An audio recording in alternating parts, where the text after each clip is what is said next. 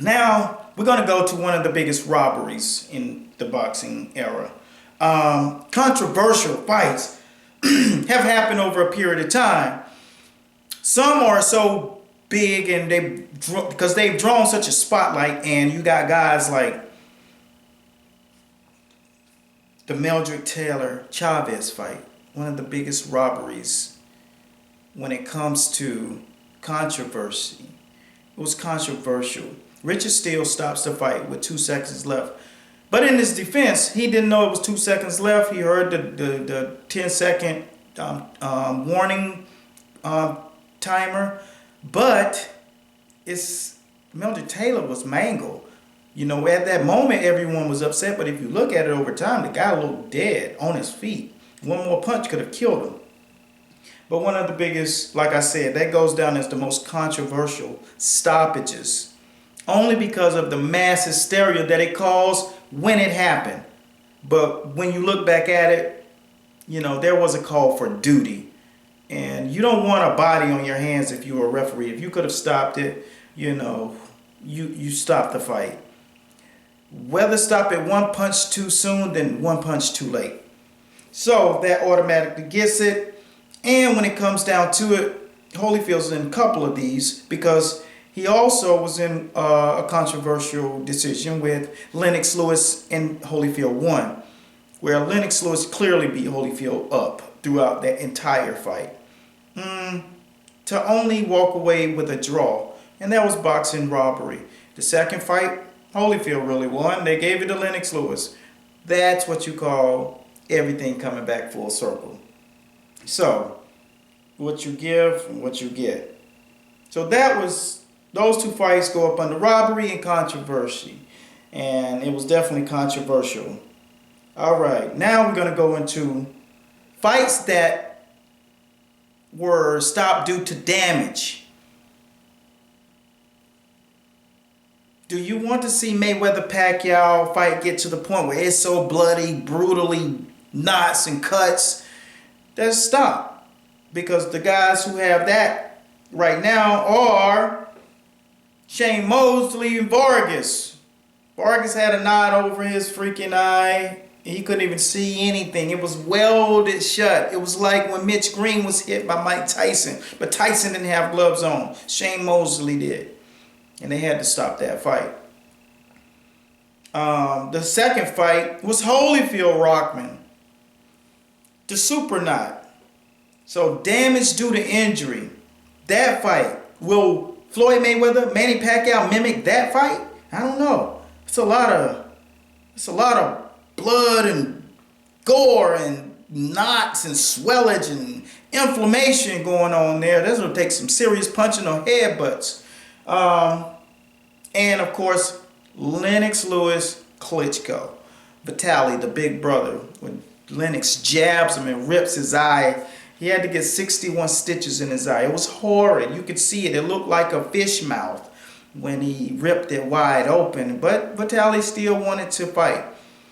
His mouth was split wide open from the inside out. So, you know, fights stopped by damage and accumulative damage.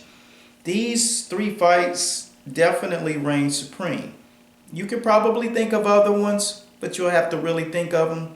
But these are definitely significant. They were horrid to look at. All 3 of them. And the ultimate war. The ultimate warrior. And you guys all know who that was. The epic trilogy. Will Mayweather and Pacquiao mimic Arturo Gatti and Mickey Ward? 1, 2, or 3. I'm in line for it, and I'm first. People, I don't know if you guys have been watching and following social media on a regular basis, but there comes a time when a fighter holds on to something for a certain reason, because the reason for him to let it go wasn't valid. Well, how I'm going to approach this next and last topic is that I think right now, and I truly believe that Floyd Mayweather used to love that O. But the magnitude of this event, people, listen to me, truly do not stop it. The magnitude of this event has surpassed anything any of us have lived to watch and ever experience, because there has not been this much involvement in social media with any fight. The Canelo fight, the De La Hoya fight, social media wasn't even relevant when Floyd fought De La Hoya, so those were the record-breaking numbers. Then we broke it again with Canelo Alvarez and Floyd Mayweather. But that is nothing, absolutely nothing.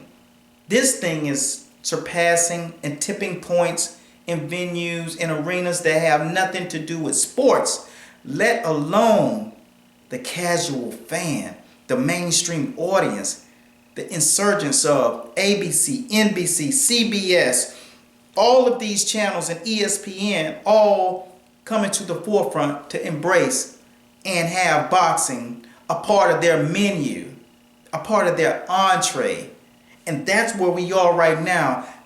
As I watch Floyd and Manny train, I don't think it's about just the victory now. I think these boys have been put in a position internally, because they both are great, that I think right now, without further ado, that these guys are all both fighting and training to put on the fight of their lives. Win, lose, or draw, nobody loses this fight because of the epic proportions that this fight and the tidal waves, the tsunami that it's brought to the forefront for all of the mainstream American audience, the UK, China, everywhere on this globe will have some kind of connection to Pacquiao Mayweather. And Mayweather-Pacquiao will be one of these scenarios. But the question is, which one of these scenarios will this fight mimic? You tell me. Leave it in the comment box. Which fight that I just named will this fight mimic? Do you truly believe that Floyd has realized that this fight is bigger than an O? Because the methods that I've seen him train and Pacquiao is bigger than the O. And I think these boys understand the level of boxing history they are about to partake in. No one in this era has experienced anything like this. This is the first time. And we are first in line. They call me the fight doctor. And I thank you guys for watching. Because you're watching Master Boxing. And this is where we break the fight world down, baby. Round by round. Peace. Be sure to share the video. Bring all your friends. Bring your groups. Bring your posse. Bring your co-workers involved in this conversation. Because when it's all said and done, it's relevant. And it's a relevant conversation.